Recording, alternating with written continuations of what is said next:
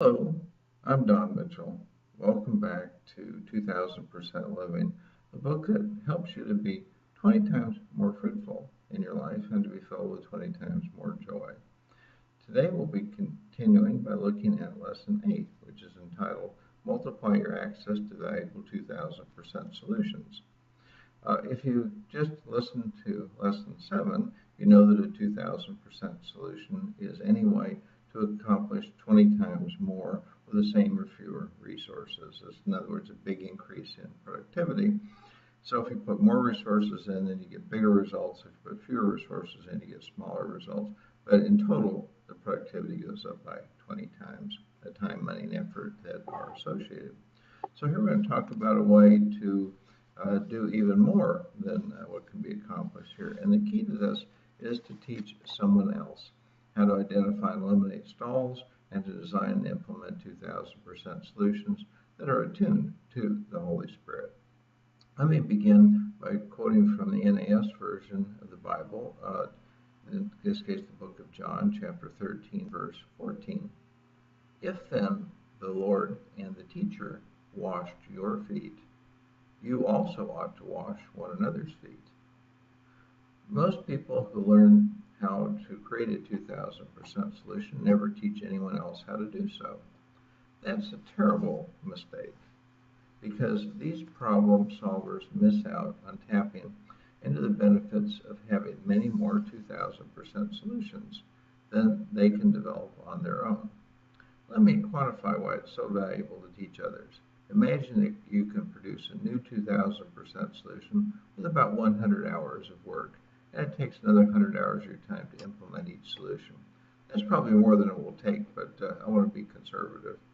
Most people work at a full-time job that requires about 2,000 hours a year of their time. Assuming you have lots of other things to do, you'll probably have just enough time to produce and implement one or perhaps two 2000% solutions a year on your own.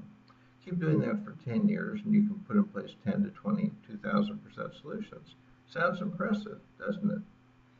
Now, let's assume instead that you produce and implement only one 2000% solution. After that, you teach someone else, such as a family member or a colleague, whose solutions will directly benefit you. Let's assume that the teaching process takes you 15 hours and the person produces 10 or 20 2000% solutions over the next 10 years. Let's further assume that the learner also teaches one other person whose solutions will benefit you. If each learner in turn teaches one new learner right after creating his or her first 2000% solution, by the end of 10 years, there will be at least 10 more people who can produce 10 2000% solutions. If they all stay active, by the end of 10 years, 50 to 100 2000% solutions will have been created and implemented, even if you never create another one yourself. If this making of and teaching of others how to make 2000% solutions continues over 20 years, there will be 200 to 400 2000% solutions created and implemented that benefit you. At the same time, you'll have spent much less time than if you had kept creating your own 2000% solutions. Naturally, the number of solutions are even larger if you teach more people than one at a time. You keep teaching over the years, and the learners do the same. With so many people teaching, creating 2000% solutions, the benefits grow to extraordinary levels. If your solutions are all in service to God's purposes, you will have achieved enormous fruitfulness for Him and His kingdom. In imagining such possibilities, it's good to remember that most people learn to crawl before they learn to walk. Teaching one person is the equivalent of crawling, a good first step when it comes to passing along a 2000% solution process. Let's look at some key lessons for how to do that task well.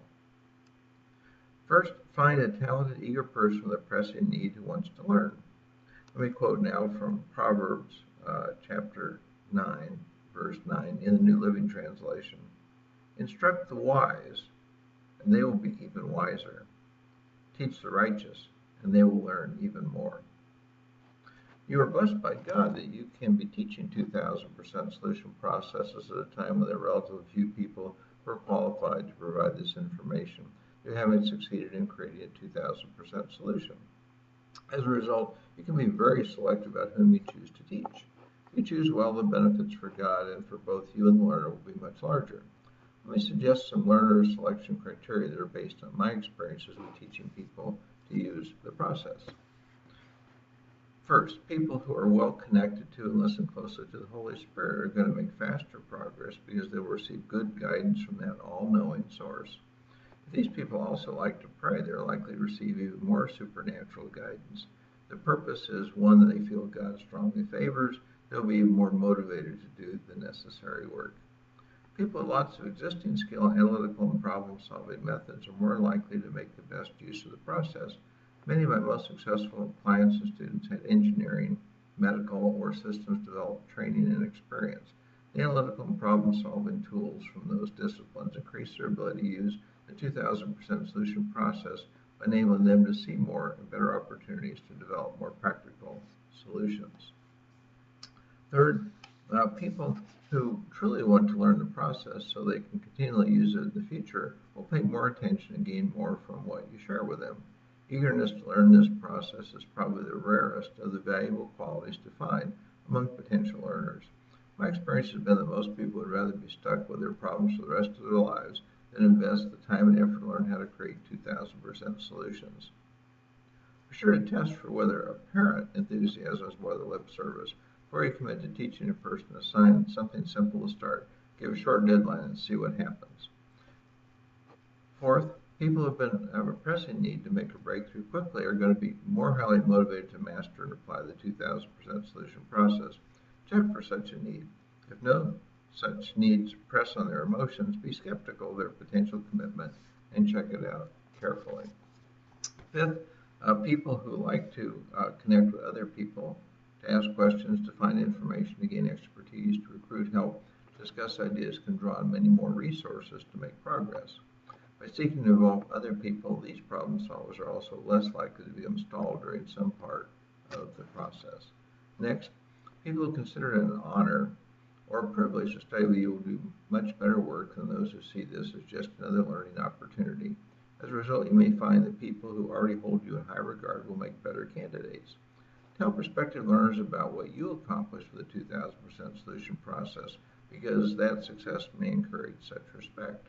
Otherwise, there's a tendency for learners to take the easy way out when difficulties arise and become distracted when competing time demands arise. Next major point I'd like to discuss is the importance of getting in sync and setting mutually acceptable deadlines. And here I'd like to quote from 2 Samuel chapter 20, verse 5 in the NIV version. But when Amasa went to summon Judah, he took longer than the time that king has set for him. It's easy for a learner to misunderstand how to create 2000% solutions. Please read or reread chapter 13 of the 2000% solution workbook. Perform the tasks described there to ensure that the learner and you understand one another while the learner creates a 2000% solution. Otherwise, working together can be as uncommunicative as if you were broadcasting on one television channel while your student was tuned in to watch a different channel. Let's face it, even learners who don't delay through procrastination probably don't do much work on a 2000% solution task until just before a deadline arrives. You, as the 2000% solution teacher, would do well to develop a schedule of mutually acceptable deadlines to help your student continually focus on what needs to be done next. The scheduling method I like to use starts with assigning just the first important task and setting a short time until the first deadline before assigning any other tasks or deadlines. I try to make that task a relatively simple one, such as identifying one or a few personal stalls. From this first assignment, I hope to find out how well a student understands the subject, how adequately the person learns independently, and how efficiently the learning occurs. For someone who has no trouble reading, understanding, and applying the material, this first task can be accomplished in fewer than 5 hours of activity. Someone who has trouble reading or understanding who is confused will take, obviously, longer. I also ask learners to keep track of how they spend their time and to share their journals with me. In this way, I can check on where they had trouble and make suggestions to avoid those problems in the future. In addition, I encourage learners to contact me with questions. No one ever does, even if they're totally lost. That's because they usually cannot tell they're lost until I point that out. After seeing the results, I either congratulate the learner on success or send the person back to rework what was done. I describe more about supplying feedback in the section on encouraging learners. If the person did the assignment well and in an appropriate amount of time, I will assign something more difficult the next time, and still with a short deadline. If the learner didn't meet the deadline, took too long to do the assignment, or did not perform the work well, I will simplify the tasks a lot and shorten up the deadlines for future assignments. Based on learner's success, I either give the learner more room to roam with future assignments or I reduce the slack. Eventually, I sense how big an assignment to give that person, how long it should take. In all cases, when giving the assignment, I ask the person if I've given enough time. If someone requests more time, I automatically agree. In that way, the learner feels committed to the deadline. Keep giving short-term assignments, and you will have lots of opportunities to provide timely feedback. In the process of assigning frequent deadlines following short work periods, the learner will probably be kept fairly active working on a 2000% solution. The combination of frequent assignments and timely feedback will greatly increase how such learning occurs. Now let me talk about a very important subject, helping the learner pick an appropriate problem to solve. Here I'd like to quote from Daniel chapter 5, verse 15 in the NAS version. But I personally have heard about you, that you are able to give interpretations and solve difficult problems. Now, if you're able to read the inscription and make its interpretation known to me, you will be clothed with purple and wear a necklace of gold around your neck, and you will have authority as the third ruler in the kingdom. In trying to use their new knowledge about stalls and stall busting to work simultaneously on eliminating problems in many different areas, even enthusiastic learners can quickly become unfocused and confused. As a result, learners may fail to move forward in mastering the more valuable 8-step process needed to create and actually implement a 2000% solution. Many learners also have trouble conceptualizing a measurable 20 times improvement in some activity. Although the 2000% solution and the 2000% solution workbook explicitly describe the size of the gain and give quantitative examples, some learners just don't appreciate the reality. Some even think that a 2000% solution is merely a metaphor rather than merely a threshold target. As a result, such a learner may want to set a goal to improve some kind of performance by, quote, a lot, end quote, or by some smaller percentage than 2000%. As I mentioned in Lesson 7, many learners have trouble imagining what the size of the benefits are from creating a 2000% solution for one problem versus another. You may have to help them think through the quantification process to understand whether time may have the best payoff. Some 2000% solutions are more difficult to develop than others. When I work directly with learners, I always encourage them to pick problems of average or less difficulty for them, after considering their backgrounds, knowledge, resources, and the people they can draw from. There will be plenty of time later to develop solutions for more difficult problems. Some problems are also more valuable to solve because their solutions eliminate still other problems without any additional effort. I always encourage learners to consider if such problems may exist and may be appropriate for them to solve. Finally, you want the learner to gain recognition and respect for the work that is done. If you can see that some solutions will lead to gaining recognition and respect while others may not, steer your learner toward the possibility of more recognition and respect without mentioning you're thinking about these things. You don't want people to focus on the benefits rather than the problem. Such thoughts are distractions that increase frustration and impatience with learning. Chapters 3 and 4 of the 2000% Solution Workbook are designed to help learners consider these helpful factors for selecting a problem to solve. Should your learner thoughtfully answers the questions in these chapters of the workbook ensures the answers with you. Ask for incorrect, incomplete, or inadequate answers to be revised until the learner seems to be on the right track. Be encouraging as you do this. It's easy for a learner to become so frustrated to identify which solution to create that she or he may think about quitting before even really starting. Now I'd like to talk about the importance of always encouraging the learner how to do that. Let me quote now from 1 Kings chapter 22, verses 13 and 14 in the New King James Version. Then the messenger had gone to call Micaiah, spoke to him, saying, Now listen, the words of the prophets, with one accord, encourage the king. Please let your word be like the word of one of them, and speak encouragement. And Micaiah said, "As the Lord lives, whatever the Lord says to me, that I will speak."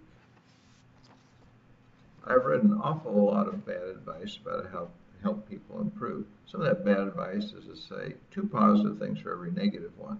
Other so-called experts advise putting the positive comments first before making negative ones. Forget all that advice. It doesn't work well in creating 2000% solutions. Say you should instead give only positive comments with a huge smile on your face. Many people would like to do that but don't know how. Let me make some suggestions to help. First, write down every positive thing you can think of about what the learner did. It doesn't matter what those things are. Make the list of what you may be able to praise. Second, write down where you want the learner to improve. Third, consider the simplest ways the learner can make those improvements. Fourth, carefully write and rewrite a formal reaction to the work in the following format. A, describe your happiness with being able to work with the learner on a 2000% solution. B, express pleasure in hearing from the learner. C, explain that you're delighted to receive the work. D, thank the learner for doing the work. E, boldly state how pleased you are with the person's progress. E, describe all the things you like about what has been done, beginning with the highest praise and working down to the least praise with the items from the learner's perspectives. F, gently mention you see some, quote, opportunities for improvement, end quote, to build the learner's success. And next, describe each of those opportunities and the easiest way to accomplish optimal results in as much detail as you need. Give specific examples of what a good improvement looks like. Lext, express your complete confidence that the improvements will soon be achieved. After that, mention you're looking forward to any other improvements the learner would like to make, and then offer to answer any questions the learner has. From there, offer to review any reworks of the assignment the learner wants to provide to ensure that there's mutual understanding. After that, describe how much you're looking forward to seeing these improvements. Next, connect the improvements back to the learner's goals and explain how much closer the learner will be to these goals after developing the improvement opportunities. And finally, relate that you are excited about the outlook for successful completion of a fine 2000% solution. Why do I advise this detailed positive approach? It's because such a communication captures my honest feelings about what has been and will be accomplished. The learner has taken up the challenge to do something truly astonishing, a challenge that daunts most people so that they never become much more fruitful in the ways that God intended. The learner has also taken positive steps toward achieving that goal. The learner remains faithful by doing the remaining work. The learner will succeed. My joy will be boundless when that occurs. How can I not express enthusiasm about every sign of progress and opportunity to share ways to improve? Having created a written explanation that follows this outline, it becomes easy to provide smiling, happy feedback that captures the essence of the encouraging message. Then give the learner a copy of what you've written. Wait patiently while the learner reads what you've written and absorbs what you've said and written. Stay with the learner as long as he or she would like to talk. End the discussion on as positive a note as you can. Finally, thank God for giving you a faithful learner who wants to serve Him. In the next lessons, I continue to spell out how to create many more benefits by building your first 2000% solution and your first experience with learning, with teaching a learner to do the same. Before leaving this lesson, be sure to take note of which methods described here will help encourage you to advance in your knowledge of and experience in teaching others to create 2000% solutions. So I hope this lesson has been a blessing to you, and I hope you'll soon be able to apply it. So thank you for listening, and I look forward to speaking to you again soon as we explore more ways for you to become vastly more fruitful for the Lord and His kingdom. In the meantime, may God bless you, your family, and all you do in the name of Jesus. Goodbye for now.